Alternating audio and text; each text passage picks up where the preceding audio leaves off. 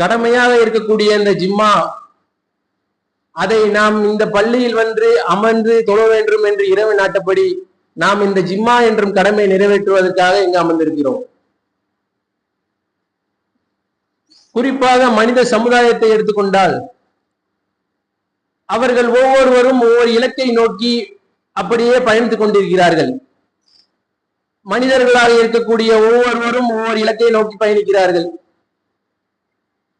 ஒரு குடும்ப தலைவர் என்று எடுத்துக்கொண்டால் அவர் தன்னுடைய வாழ்வாதாரத்தை முன்னேற்றுவது, தன்னுடைய குடும்பத்துடைய பொருளாதாரத்தை, நம் குடும்பத்துடைய உணவு தேவையை பூர்த்தி செய்வது, தன்னுடைய உலகத்தில் வாழ்வதற்கு என்னென்ன பண்ண வேண்டும் என்று தன்னுடைய அனுதினமும் தன்னுடைய அந்த ஒரு சிந்தனையில் தன்னுடைய இலக்கை அமைத்துக் கொண்டு தன்னுடைய பொருளாதார தேவைக்காக வேண்டி உள்நாடுகளிலும் சரி இன்ன பிற வெளிநாடுகளிலும் சரி நம்முடைய சமுதாயம் அதை அந்த நோக்கி அந்த குடும்பத் தலைவர் பயணித்துக் கொண்டிருப்பார். அதே போல் குடும்பத் தலைவர் அப்படி பயணித்துக் கொண்டிருக்க சூழ்நிலையில் குடும்பத்தை வழிநடத்தக்கூடிய குடும்ப பெண்மணிகள், சகோதரிகள் தன்னுடைய குடும்பத்தை எவ்வாறு நடத்தி சென்று கொண்டு போவது, அனுதினமும் தன்னுடைய குழந்தைகளை பள்ளிக்கு அனுப்புவது, தன்னுடைய கணவர்கள் தேவையான உபசரணை பண்ணுவது, தன்னுடைய உணவு தேவையை வீட்டில் செய்வது என்று நாளும் தினமும் அனுதினமும் ஓடிக்கொண்டிருக்கிறது நம் கண்ணால் பார்க்க முடிகிறது. அதே போல் படித்துக் கொண்டிருக்க மாணவர்கள் எடுத்துக்கொண்டால் தன்னுடைய படிப்பை எவ்வாறு முடிப்பது, தன்னுடைய வாழ்க்கை எவ்வாறு கொண்டு செல்வது, நம்முடைய கல்லூரி படிப்பு இன்ன பிற படிப்புகளை கொண்டு செல்வது, எதை நோக்கி போனால் நம்முடைய வாழ்வாதாரத்தை முன்னேற்றுவது, நம்முடைய பொருளாதாரத்தை எதை நோக்கி முன்னேற்றுவது, நம்முடைய அறிவை எவ்வாறு நம்முடைய கூர்மைப்படுத்துவது, அதை நோக்கி செல்லக்கூடிய ஒரு மனிதனாக அனைத்து விதப்பட்ட மக்களும் அவ்வாறு ஓடிக்கொண்டிருக்கிறார்கள்.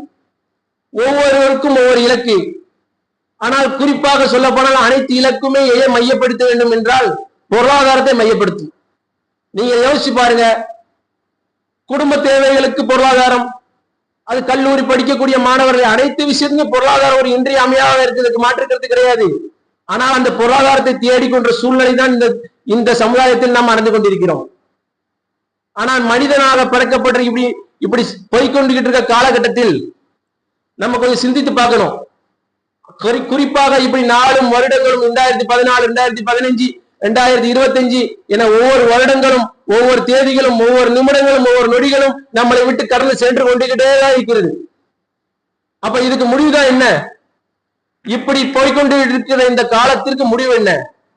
அந்த முடிவை பற்றி அல்லாஹ் திருமறையில கூறுகிறான், உங்களுக்கு காலத்தில் உங்களுக்கு மரணம் வாழ்ந்தே தீரும்.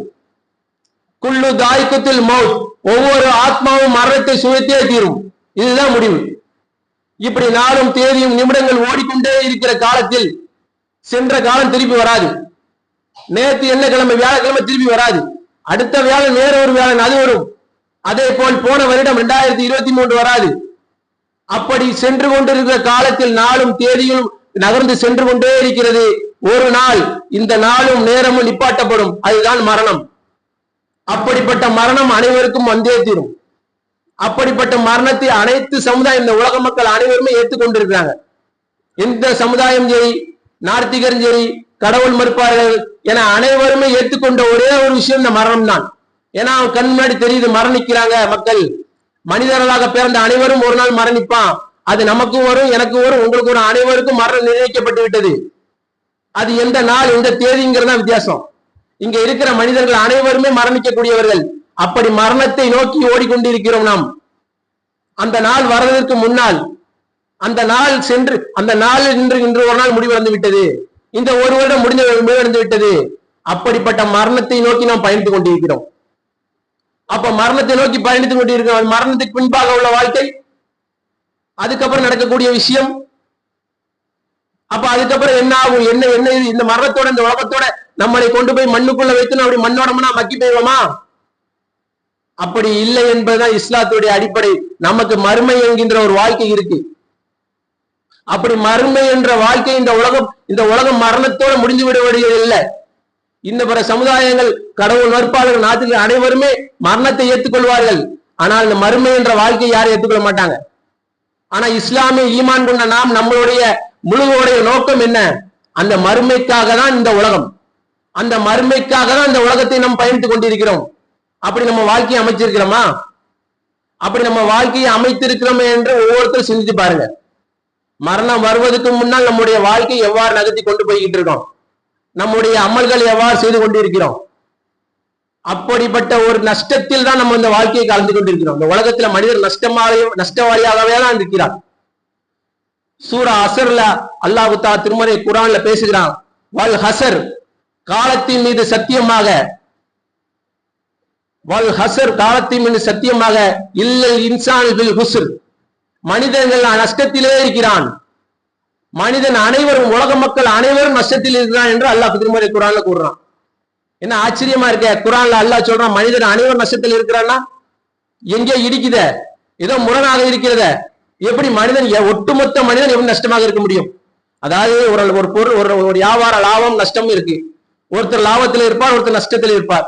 ஒருத்தர் அதிகமாக நன்மைகள் செய்வார், ஒருத்தர் கம்மியான நன்மை செய்வார். ஒருத்தர் தீமையை செஞ்சுக்கிட்டு இருப்பாரு, பாவம் அதிகமா இருக்கும். பாவம் உள்ளவர் நஷ்டமும் சொல்லலாம். அல்லாஹ் இந்த வசனத்துல ஏன் ஒட்டுமொத்த மனித சமுதாயம் அனைவரும் நஷ்டத்தில் இருக்கிறார்கள் என்று சொல்றான்? இன்னல் இன்சானல் பில் ஹுஸ்ர் இல்லல்லதீன ஆமனு அமிலு ஸாலிஹாத் வதவாஸோ பில் ஹக்கி வதவாஸோ பிஸ் ஸபுர். யாரை தவிர அல்லாஹ் சொல்றான், யாரை தவிர மனிதன் நஷ்டமாக இல்ல, அவர்கள் ஈமான் கொள்வார்கள். ஈமான் கொள்வது மாத்திரம் விட்டுற மாட்டாங்க, அல்லாஹ் நம்புறதை மாற்றம் விட்டுற மாட்டாங்க, நல்ல அமல்களை செய்வார்கள். ஈமான் கொள்வதோடைய நல்ல அமல்களை செய்வார்கள். நல்ல அமல்களை செய்து அந்த அமல்களை இன்னபிற மக்களுக்கு பரிமாறுவார்கள்.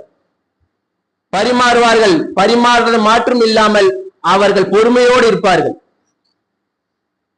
இந்த ஒரு வசனத்துல அல்லாஹ் நரகம் சொர்க்கம் என்று ரெண்டு விதத்தை பிரிச்சுட்டான். அல்லாஹ் தஆலா இந்த வசனத்து மூலமா தெளிவுபடுத்தக்கூடியது, யார் நரகவாதி, யார் சொர்க்கம் செல்வா, எந்த அடிப்படையில நம்மளுடைய இந்த 4 அடிப்படை தான் இஸ்லாத்துடைய அடிப்படை. இந்த 4 விஷயத்தில் இருந்தால் நீங்கள் சொர்க்கவாசி யார், நரகவாசி யார், எதன் அடிப்படையில் நம்முடைய வாழ்க்கை, உலக வாழ்க்கையை கொண்டு சென்றால் நரகம் சொர்க்கம் என்று பிரிச்சுட்டான். எப்படி? ஈமான் கொள்வார்கள். அவர்கள் ஈமான், அல்லாஹ்வை தவிர வணக்கத்துக்குரிய நாயன் யார், அல்லாஹ்வை தவிர வணக்கத்துக்குரிய நாயன் யாரும் இல்லை என்று உறுதி இருப்பார்கள். அப்படி ஈமான் கொள்வது மட்டுமல்ல, நல்ல அமல்களை செய்வார்கள். தொழுகை மற்றும் அனைத்து விதமான தர்மங்கள் போன்ற அனைத்து விதமான நன்மைகளை செய்வார்கள். நன்மை செய்கிற மாற்றும் இந்த 2 விஷயத்தை மட்டும் நம்ம சமுதாயம் அனைவரும் ஏத்துக்குவாங்க. நீங்க கொஞ்சம் சிந்திச்சு பாத்தீங்கன்னு வச்சுக்கோங்களேன், நான் நன்மை செய்யறேன், நான் அல்லாஹ்வை ஒத்துக்கிறேன், அல்லாஹ்வை ஈமான் கொண்டுட்டேன், வணக்கத்துக்கு தகுதியான அல்லாஹ்வை தவிர யாரும் இல்லை என்று ஒத்துக்கிட்டேன், அல்லாஹ்வுடைய தூதரை சாட்சி சொல்லிட்டேன். பின்ன நம்ம என்ன பண்றோம், அல்லாஹ் சொல்ற அனைத்து விதமான நன்மைகளை செய்யறேன், தொழுகிறேன், நோன்பு வைக்கிறேன், ஹஜ் செய்யறேன், ஜக்காத்து கொடுக்கேன். இது மட்டும் தானா? இல்ல. இந்த 4வது விஷயத்த நஷ்டத்தை அல்லாஹ் சொல்றானே இந்த வசனத்துல, நீங்க நஷ்டவாளியாக இருக்கிற மனித சமுதாயம் அனைவரும். இதுல பாதி இருக்கிறவங்க மக்கள், நிறைய பேரான மக்களுடைய கருத்து என்ன? நான் தொழுதுட்டேன், நான் ஜக்காத்து கொடுத்துட்டேன், என்னோட கடமை நான் நிறைவேற்றிட்டேன், எனக்கு இது போதும், என்ன நிப்பாட்டி வச்சிருக்காங்களே. இது கருத்தால இருக்கிறது என்னது? உங்களுடைய அந்த நல்ல விஷயங்களை பிறரிடம் சொல்லுவார்கள், எத்தி வைப்பார்கள். அந்த எத்தி வைக்கக்கூடிய நேரத்தில் அவர்களுக்கு ஏற்படும் துன்பங்கள், கஷ்டங்கள், அல்லாஹ் கொடுக்கிற சோதனைகள், அதற்கு பொறுமையாக இருப்பார்கள். இவர்களை தவிர மற்ற அனைவரும் நஷ்டத்தில் இருக்கிறார்கள் என்று அல்லாஹ் திருமறையில கூறுகிறான். அப்ப இதுல தலையாய கடமையாக அல்லாஹ் என்ன சொல்றான், நீங்க நன்மை செய்தா மட்டும் பத்தாது, நீங்க நன்மையோட நிப்பாட்டாதீங்க, நீங்கள் கடமையாக்கப்பட்டது உங்களுக்கு உள்ளான அந்த நன்மை எத்தி வைங்க என்று அல்லாஹ் இந்த திருமறை வசனம் மூலியமாக நம்மளுக்கு சொல்லித்தரான். யார்கிட்ட எத்தி வைக்கணும்? நீங்க இதை மட்டும் உங்களுடைய முடிஞ்சிட்டா, உங்களுடைய இந்த நன்மை, நான் மட்டும் நன்மை செய்யறேன், இந்த கொள்கையை ஏத்துக்கிட்டேன், நான் மட்டும் சொர்க்கத்துக்கு போயிடணும் அப்படின்னு சொன்னாலும் சொர்க்கத்துக்கு போக முடியாது. அல்லாஹ் இதுல அழகாக சொல்லி காண்கிறான், நீங்கள் அதை எத்தி வைக்கணும். அப்படி எத்தி வைத்த ஒரு விளைவாக தான் இந்த நம்முடைய மார்க்கத்தில் சகாபாக்கள் செய்த தியாகங்கள். எத்தனையோ சகாபாக்கள் தன்னுடைய நாட்டை விட்டு, தன்னுடைய ஊரை விட்டு, தன்னுடைய குடும்பத்தை விட்டு துறவரம் பண்ணி தன்னுடைய அனைத்து விதமான மார்க்கத்துக்காக, தாவாவுடைய பணிக்காக நாடு சென்றார்கள். அதன் விளைவுதான் நாம் இங்கே இஸ்லாத்தில் இருக்கிறோம். அப்படி அவங்க போகாம இருந்திருந்தாங்கன்னா, அப்ப நான் ஈமான் கொண்டுட்டேன், நான் அல்லாஹ்வை கட்டுப்பட்டுட்டேன், அல்லாஹ் சொல்ல அனைத்து விஷயத்தையும் கட்டுப்பட்டுட்டேன், நான் நன்மை செய்யறேன், என்னுடைய நன்மை எனக்குள்ள இருக்கட்டும், நான் நன்மை செய்யறேன், நான் சொர்க்கத்துக்கு போயிடுவேன், நான் உட்கார்ந்துருந்தா இன்னைக்கு நம்மளுக்கு இந்த மார்க்கம் சேர்ந்திருக்காது. அப்படி அல்லாஹ்வுடைய தூதர் அப்படி சொல்லல. அல்லாஹ்வுடைய தூதர் நீங்க அப்படியே நிப்பாட்டுங்கன்னு சொல்லியிருக்கானா? அல்லாஹ்வுடைய தூதர் அப்படி சொல்லியிருக்காங்களா?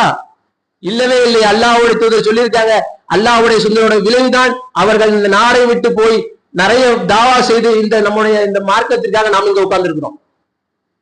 அதனாலதான் நிறைய சகாபிகள் நீங்க கேள்விப்பட்டிருப்பீங்க, சகாபிகள் முழு குரானை மரணம் செய்தவர்கள் இருப்பாங்க.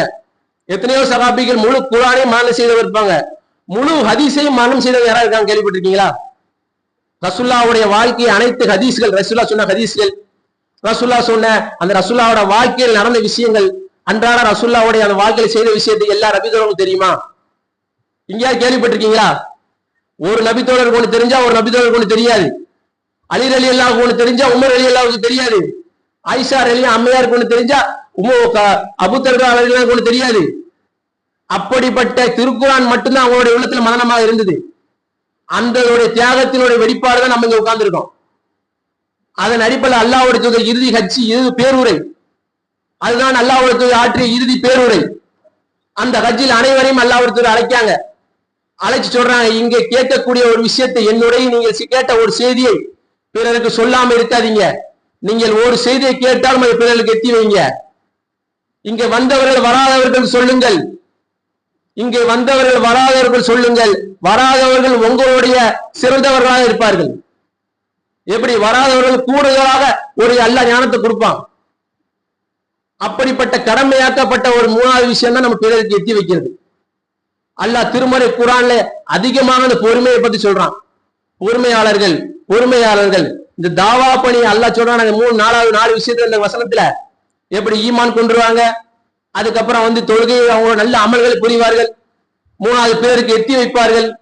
அந்த எத்தி வைப்பு மட்டும் கூட, எத்தி வைப்பினால் கிடைக்கக்கூடிய சோதனைகள், துன்பங்கள், கஷ்டங்கள், அல்லாஹ்வால் கிடைக்கக்கூடிய அனைத்து விதமான துன்பங்கள், சோதனைகள் அனைவருக்கும் பொறுமையாக இருப்பாங்க. அப்படி பொறுமையாக இருந்தால்தான் வெற்றி. அப்படி பொறுமையாக இருந்தவர்களுக்கு தான் வெற்றி. சோதனை வரதான் செய்யும், துன்பங்கள் வரதான் செய்யும். அல்லாஹ் யார் இந்த கொள்கையில இருக்கிறார்களோ அவருக்கு அதிகமாக சோதனைகள் வரும். அவர்களுக்கு தான் இந்த தாவா பணியில் ஈடுபடுறவர்கள் சோதனைகள் வரும். அதுல பொறுமையாளர்கள் அல்லாஹ் அதுல வெற்றி கொடுப்பான். உங்களுக்கு மறுமையில ஒரு நிரந்தரமான சொர்க்கத்தும் என்ற ஒரு சொர்க்கத்தை அல்லாஹ் ஆக்கி வச்சிருக்கானே, அப்படிப்பட்ட சொர்க்கத்தை அல்லாஹ் உங்களுக்கு வழங்குவான். அப்படிப்பட்டவர்கள் என்ன பண்ணுவாங்க தெரியுமா? யா அய்யுஹல்லதீன ஆமனு, ஈமான் கொண்டவர்களே, அல்லாஹ் திருமறை குர்ஆன்ல பேசுறானே, அவர்கள் தொழுகையை நிலைநாட்டுவார்கள், அவர்கள் பொறுமையை நிலைநாட்டுவார்கள். தொழுகையோடு பொறுமை சேர்ந்து அல்லாஹ்ட்ட கேட்பார்கள் அப்படின்னு அல்லாஹ் தன்னுடைய அடியாருக்கு திருமறை குர்ஆன் வாயிலாக சொல்கிறான். அப்படிப்பட்ட பொறுமையாளர் திருமறை குர்ஆன் அல்லாஹ் அல் பக்ரால 1 வசனத்துல சொல்றான். அவர்களுக்கு ஏற்படும் முசீபத்துகளுக்கும் துன்பத்துகளுக்கும் அவர்கள் என்ன பண்ணுவார்கள்? கானு இன்னா இல்லாஹி வ இன்னா இலைஹி ராஜிஊன், நாங்கள் அல்லாஹ்விடம் திரும்பி செல்லக்கூடியவர்கள், அல்லாஹ் எங்களுக்கு போதுமானவன் என்று சொல்வாங்களே. எப்படி இது? நாங்கள் இந்த உலகத்துல நம்மளுக்கு என்ன இருக்கு? இன்னா இல்லாஹி வ இன்னா இலைஹி ராஜிஊன் என்ன அர்த்தம்? நம்ம அல்லாஹ்விடமே வந்திருக்கோம், அல்லாஹ்விடம் திரும்பி செல்ல போகிறோம் என்று பொறுமையா இருப்பாங்களே, அவர்கள் தான் அல்லாஹ் அருள் புரிவான் என்று அல்லாஹ் சொல்றான். எப்படி? அல்லாஹ்வுடைய அருள் வேணுமா? நீங்க பொறுமையா இருங்க, உங்களுக்கு கிடைக்கக்கூடிய துன்பம், கஷ்டம், நஷ்டம் அனைவருக்கும் அல்லாஹ் ஒரு நாள் நம்மளுக்கு அதுக்கு உண்டான கூலியை கொடுப்பான். அப்படிங்கிற ஒரு மனப்பான்மை நம்ம இடம் வந்தால்தான் நம்மளுடைய வெற்றி, நம்முடைய ஈமான் பலப்படுத்தப்படும். அப்படி இருந்தா மட்டும்தான் நம்முடைய வாழ்க்கை வெற்றி பெறும், சொர்க்கம் செல்ல முடியும். வெறுமனையா நம்முடைய அல்லாஹ் வணங்குவது மட்டும், அல்லாஹ்வுடைய சொல்ற அமல்களை மட்டும் செய்தால் நம்மளுக்கு சொர்க்கம் நம்மளுக்கு கிடைக்குங்க எந்த இடத்துலயும் அல்லாஹ் கொடுத்து சொல்லல. அப்படி அல்லாஹ்வுடைய தூதர் நம்மளுக்கு வழிகாட்டவும் இல்லை. உங்களுக்கு கடமையாக்கப்பட்டிருக்கிறது தாவா, அடுத்தவர்களுக்கு எத்தி வைப்பது.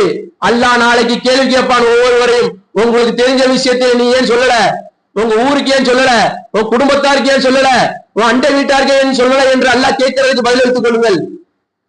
சொல்றதுதான் நம்ம கூட கடமை. அவன் கேட்காம போற, அது நமக்கு தேவையில்லை.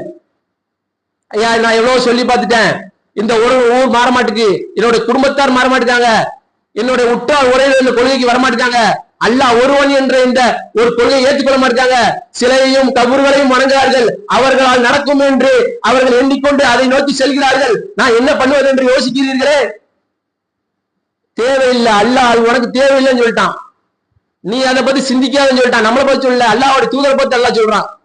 உனக்கு அது தேவையில்லைப்பா, ஈமான கொடுக்கக்கூடியது நான் பாத்துக்கிறேன், சொல்றது மட்டும்தான் உன் வேலை அப்படின்னு அல்லாஹ் கடுமையான முறை இது பண்றான். நம்முடைய வேலை அல்லாஹ் கேட்கக்கூடியது, சொன்னியா, உன் குடும்பத்தாருக்கு சொன்னியா, உன் பையனுக்கு சொன்னியா, உன் தந்தைக்கு சொன்னியா, உன் ஊருக்கு சொன்னியா, உற்ற உறவினருக்கு சொன்னியா, நல்லா கேட்பா, அதற்கு பதில் வைத்துக் கொள்ளுங்கள். இந்த மார்க்கத்தை பத்தி, இந்த கொள்கையை பத்தி, இந்த ஈமானை பத்தி, இந்த தாவாவை பத்தி அல்லாஹ்வுடைய தூதர் என்ன சொல்றாங்க தெரியுமா? ஒரு மூமியினுடைய பண்பு என்ன தெரியுமா? ஒருத்தர் ஒரு தீமையை கண்டால் அந்த தீமையை அவர்கள் கையால் தடுக்கட்டும். கையால் தடுக்க இயலவில்லை என்றால் அவர் நாவுகளால், வாயால் தடுக்கட்டும். நாவுகளாலும் தடுக்க முடியும் என்றால் தன் உள்ளத்தால் வெறுத்து ஒதுங்கட்டும். இதுதான் ஈமானிலே கடைசி நிலை. இதுதான் ஈர்க்கல ஈமான்ல ரொம்ப கடைசி நிலை. நீங்க வெறுத்து ஒதுங்கிறது அல்லாஹ்வுடைய பிரிவை கொண்டு இந்த நம்முடைய நாட்டில், ஜனநாயக நாட்டில் நம்மளால கையால் தடுக்க முடியாது. ஏன் கையால் தடுக்க முடியாது? ஒரு மத இருந்தவனையோ, ஒரு இன்ன மத விஷயத்திலேயோ ஒரு இணைப்பான காரியங்கள் செய்யறவன் கையை பிடி தடுக்க முடியாது. கையை பிடிச்சு தடுத்தா என்ன ஆகும்? அந்த இடத்துல பிரச்சனை வரும். அந்த இடத்துல ஒரு சமுதாய ஒரு பிரச்சனை வரும். அதன் அடிப்படையில் நம்ம இந்த நாட்டில் அது பண்ண முடியாது. அதன் அடிப்படையில் வாயால் சொல்ற அளவுக்கு முழு உரிமை இந்த நாடு நம்மளுக்கு கொடுக்கப்பட்டிருக்குது. இந்த நாட்டில் நீங்க எடுத்துக்கிட்டீங்கன்னா ஒரு தனி மனிதன் நீங்க எந்த கொள்கையை வேணா விமர்சிக்கலாம். அப்படிப்பட்ட ஒரு ஜனநாயக நாட்டில் நம்ம இருந்துகிட்டு இருக்கோம். இந்த நாட்டில் நீங்க உங்களுடைய கொள்கையை நீங்கள் பகிரமா சொல்லலாம். யாரும் தடுக்க முடியாது. அது உங்க கொள்கை. அதுக்கு எதிராக இருக்கக்கூடிய தன்னுடைய கொள்கையை மாற்றுக்கிறது எதிர்கொள்கையா சொல்லட்டும். பேச்சுரிமை கொடுக்கப்பட்ட நாடு. அதன் அடிப்படையில நம்மளுடைய தாவா பணி அமைச்சுக்கிட்டு இருக்கோம். நம்ம ஜமாத்துல பண்ணிக்கிட்டு தாவா பணி பிட் நோட்டீஸ் வாயிலாக இணையமைப்புக்கு எதிராகவும், மது போதைக்கு எதிராகவும் பிட் நோட்டீஸ் வாயிலாக நம்மளுடைய தாவா பண்றோம். பிரச்சாரங்கள் மத ரீதியாக பிரச்சாரங்களை பண்றோம். மெகாபோன் பிரச்சாரம், பொதுக்கூட்டங்கள், தாவாக்கள் வாயால் அல்லாஹ்வுடைய தூதர்கள் காட்டி தந்தாங்களே, வாயால் தடுக்கட்டும் என்ற அடிப்படையில் அதன் அடிப்படையில் நம்மளுடைய தாவா அமைச்சு கொண்டிருக்கிறோம். அப்ப அப்படிப்பட்ட ஒரு தாவாவை நம்முடைய கடைசி காலம் வரைக்கும் நம்மளுடைய தாவா கொண்டு போகணும். நம்மளால முடிஞ்ச ஈன்ற அளவு அந்த கை வெறுத்து ஒழுங்கு இருக்குத சில விஷயத்துக்கு நம்ம வெறுத்து ஒழுங்குதான் செய்வோம். அது ஈமானுடைய கடைசி நிலை. ஒரு குடும்பத்துல ஒரு பிரச்சனை வருது. ஒரு குடும்பத்துல மார்க்கத்துக்கு முரணாக ஒரு காரியம் நடக்கு. அந்த இடத்துல நீங்க சொல்றீங்க ஒரு திருமணமே நடக்குது. அப்படி திருமணம் நடக்கக்கூடிய விஷயத்துல நீங்க சொல்றீங்க இது மார்க்கத்துக்கு முரணானது, இப்படி அல்லாஹ்வுடைய தூதர் காட்டித்தரல என்று உங்களுடைய வீட்டுல உங்களுடைய குரலை பதிவு செய்றீங்க. உங்க குரல் அங்க எடுபடல. நீ யாரா இப்ப சொல்றேன்னு கேட்காங்க. அப்படிப்பட்ட உடைய நேரத்துல நீங்க அங்கிருந்து வெறுத்து ஒதுங்குறீங்களே, இதுதான் ஈமானுடைய கடைசி நிலை. நம்மளால ஒண்ணு முடியல, என் சக்திக்கு உட்பட வாயால் சொல்லி பார்த்த கேட்கல, வெறுத்து ஒதுங்கிட்டேன். அதுதான் ஈமானுடைய கடைசி நிலை. அதையும் நம்ம செஞ்சு கொடுத்துட்டு இருக்கோம். மனிதனாக இருக்கக்கூடிய இப்போ வரைக்கும் நம்மளுடைய ஜமாத் இந்த தாவா பணி வீரியமாக செய்து கொண்டிருக்கிறது. இந்த ஊரில் நடக்கக்கூடியதும் தமிழகத்தில் தமிழ் பேசுற முஸ்லிம்கள் வாழ்ற அனைத்து இடத்துலையும் நம்முடைய தாவாவை கொண்டு போய்கிட்டு இருக்கோம். அப்படி கொண்டு போகக்கூடிய நேரத்துல நம்ம ஒவ்வொரு மனிதருக்கும் ஒரு கடமை இருக்கு. எப்படி அல்லாஹ் அந்த வசனத்தை சொல்றானே, நாளும் இருந்தாதான் உங்களுக்கு சொர்க்கத்தில் அல்லாஹ் உங்களுக்கு நஷ்டவாளி இல்லை என்று சொல்றானே, மனிதர்கள் நஷ்டத்தில் இருக்கிறார்கள் என்று சொல்றானே, அந்த நஷ்டவாளியா நம்ம ஆக வேண்டாம், ஆகக்கூடாது என்றால் நீங்கள் தாவா பணியில முயற்சி பண்ணுங்க. உங்களுடைய தாவா பணியில உங்களை இணைச்சு கொள்ளுங்க. தாவா பணியில நீங்க ஒரு பெரிய பிரச்சாரகர் ஆகணும் கிடையாது. உங்களால முடிஞ்ச ஒத்துழைப்பை கொடுங்க. தாவா பணியில நீங்க கூட நின்னுங்க. அப்படிப்பட்ட கூட நின்னா உங்களுக்கு மிகப்பெரிய நன்மை. தனக்கு எது அல்லாஹ் சக்திக்கு உட்படுத்தவரை அல்லாஹ் சிரமப்படுத்த மாட்டான். உங்களுக்கு என்ன தெரியும் அதை செய்யுங்க. பொருளாதாரம் என்ன முடியுமா? நான் தாவாக்காக ஒரு பொருளாதாரத்தை கொடுக்கேன். என்னால உடல் உழைப்பை கொடுக்க முடியுமா? என்னால உடல் உழைப்பை கொடுக்கேன் என்று நம்மளுடைய ஏதாவது ஒரு வழியில நம்மளுடைய இந்த கொள்கைக்காக நம்முடைய தாவாக்காக கொடுக்கணும். அப்பதான் அல்லாஹ்விடம் தப்பிக்க முடியும். உலகத்துல மனுஷனுக்காகவோ அவனுக்காகவோ இவனுக்காகவோ இந்த ஜமாத் சொல்லுதோ இது நம்மளுக்கு முக்கியம் கிடையாது. ஜமாத் முக்கியம் கிடையாது. அல்லாஹ் சொல்லியிருக்கா, அந்த ஜமாத் சொல்லி கேட்போம். இந்த கொள்கைக்காக நம்ம உயிரை கொடுப்போம். அப்படிப்பட்ட இந்த மார்க்கத்துக்காக நம்மளுடைய இந்த வாழ்க்கையை நம்ம கொண்டு போகணும். அப்படி கொண்டு போட்டா மட்டும்தான் நம்மளுக்கு வெற்றியே கிடைக்கும். அல்லாஹ் திருமறை குர்ஆன்ல ஒரு சம்பவத்தை சொல்லி காமிக்கான உங்க அனைவருக்கும் தெரிஞ்சிருக்கும். சனிக்கிழமை மீன் பிடிக்கிற சமுதாயம், சனிக்கிழமை மீன் பிடிக்கிற சமுதாயம் என்று நீங்க கேள்விப்பட்டிருப்பீங்க. அந்த சமுதாயத்துக்கு அல்லாஹ் என்ன பண்றான்? சனிக்கிழமை நீங்க மீன் பிடிக்க கூடாதுன்னு தடை பண்றான். எப்படி இஸ்லாமிய சமுதாயம் இப்போ சமுதாயத்துக்கு வெள்ளிக்கிழமை தொழுகை நேரத்தில் வியாபாரம் பண்றது ஹராமாக்கப்பட்டு தடை பண்ணிருக்காங்கல்ல, அதே போல் சனிக்கிழமை அவங்களுக்கு மீன் பிடிக்க தடை. ஒரு வாரத்துல வியாழன் முதல் ஞாயிறு வரைக்கும் அவன் மீன் பிடிச்சுக்கலாம். சனிக்கிழமை மட்டும் மீன் பிடிக்க கூடாது. அப்படி சனிக்கிழமை மீன் பிடிக்க கூடாது என்று அல்லாஹ் அந்த தடையை போட்டுட்டு அப்ப அவங்களுக்கு அதிகமாக சோதனை எல்லாம் கொடுக்கான். எப்படி கொடுக்கான்? மற்ற நாடுகள்ல ஆழ்கடல்கள்ல போய் அவங்க மீன் பிடிக்கிறவங்க சனிக்கிழமை கரையோரங்கள்ல மீன் அதிகமாக தென்படுது. அப்ப இதை பார்த்தாங்க, பார்த்துட்டு அல்லாஹ்வுடைய தரையை மீறி என்ன பண்றாங்க, மீன் பிடிக்க போறாங்க. அப்ப மீன் பிடிக்க போற நேரத்துல ஒரு 3 கூட்டத்தார் தனித்தனியா பிரிஞ்சிருக்காங்க. ஒரு கூட்டத்தார் என்ன பண்றாங்க, அல்லாஹ்வுடைய கட்டளையை மீறி மீன் பிடிக்க போயிருக்காங்க. அப்ப இன்னொரு கூட்டத்தார் அதை பார்த்துக்கிட்டு இருக்காங்க. இன்னொரு கூட்டத்தார் என்ன செய்றாங்க, அல்லாஹ் சொல்லியிருக்கானப்பா இந்த மாதிரி தடை பண்ணிருக்கானே, நீ போற எந்த விதமா நியாயம் என்று அவங்க தடுக்காங்க. அப்ப இந்த 3வது கூட்டத்தார் சொல்றாங்க, மௌனமா இருந்துகிட்டு, அவன் போறான், அவன் அல்லாஹ்வுடைய கட்டளை மீறி போறான், அது நமக்கு தேவையில்லையே, நான் மீன் பிடிக்காம இருக்கனே, நான் அல்லாஹ்வுடைய கட்டளை ஏற்றுக்கிட்டேனே என்று மௌனமாக இருக்காங்களே. அந்த தடுக்கிறவங்களை வந்து சொல்றாங்களே, அல்லாஹ் தால 3 பேரை அதுல 2 சாராரை அல்லாஹ் அழிக்கிறான். எப்படி குரங்குகளாகவும் ஒரு கால்நடைகளாக மாற்றுறான். அதுல யார் 2 சாரார்கள், ஒன்று மீன் பிடிக்க தடை மீறி போனாங்களே அவங்க ஒண்ணு, இந்த மௌனமா இருந்தாங்களே, நமக்கு எதுக்கு, நான் போல, நான் அல்லாஹ்வுடைய கட்டளை ஏற்றுக்கிட்டேன் அப்படின்னு சொல்லி இருந்தாங்களே, அவங்க 2 பேரையுமே அல்லாஹ் ஆக்குறான். இதுல இருந்து நம்மளுக்கு உள்ள இந்த திருமறை வசனத்திலிருந்து படிப்பது என்ன, அல்லாஹ் வந்து எப்படி ஒருத்தர் தப்பு செய்யறாங்களோ அந்த தப்புக்கு மௌனமா இருக்கு, நம்மளுக்கு அதே போன்று அல்லாஹ் என்று ஒரு படிப்பினை நம்மளுக்கு கிடைக்கா இல்லையா? அப்ப நம்மளோட விஷயம் என்ன, இன்னைக்கு ஊர்ல எடுத்துக்கொண்டா மது போதையில சீரழிஞ்சுக்கிட்டு இருக்காங்க. நம்ம ஜமாத் சார்பாக நடத்தி கொண்டிருக்கிற இந்த 10 மாத செயல் திட்டம், அதனுடைய 1 மாத செயல் திட்டம், இந்த மாதம் என்ன ஒரு அடிப்படை, போதைக்கு எதிராக பிரச்சாரம், மது போதைக்கு எதிராக பிரச்சாரம், சீரழியக்கூடிய இளைஞர்களை மது போதையிலிருந்து மீட்டெடுக்கிறது. நீங்க மீட்டெடுக்கிறதுன்னு சொன்னா மீண்டுருவாங்களா? நீங்க மீட்டெடுக்கணும்னு சொல்லி எல்லாத்துக்கும் பிரச்சாரம் பண்ணி பிரச்சாரம் பண்ணோன்னு எல்லாரும் அப்படி மது போதையில் மீண்டுருவாங்க என்று கேள்வி கேட்கலாம். அது நமக்கு தேவையில்லை. அல்லாஹ் சொல்றானே, நீ சொன்னியா என்ன சொல்றானே, அவன் அடிப்படையில் நம்ம அல்லாட்ட பதிலுக்காக நம்ம செய்யறோம், அல்லாட்ட நம்ம தப்பிப்பதற்காண்டி நம்ம செய்யறோம். இது சுயநலம், நம்ம செய்யறது நம்மளுக்காண்டி. நீங்க நம்ம பிறர் நல நாடுதான் இஸ்லாம், மாற்றுக்கிறது கிடையாது. ஆனால் இது நம்மளுக்காண்டி தான் நம்ம செய்யறோம் என்ற எண்ணம் வரணும். அப்படிதான் இப்ப நம்ம செஞ்சுக்கிட்டு இருக்கோம்.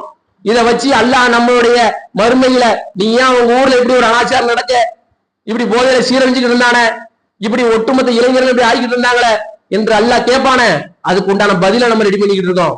அதுக்கு நீங்க முழு ஒத்துழைப்பு கொடுங்க. அப்படி ஒத்துழைப்பு கொடுக்க நல்மக்களாக நம்ம ஆய்வு என கூறிய முதல்வரை வாக்கு.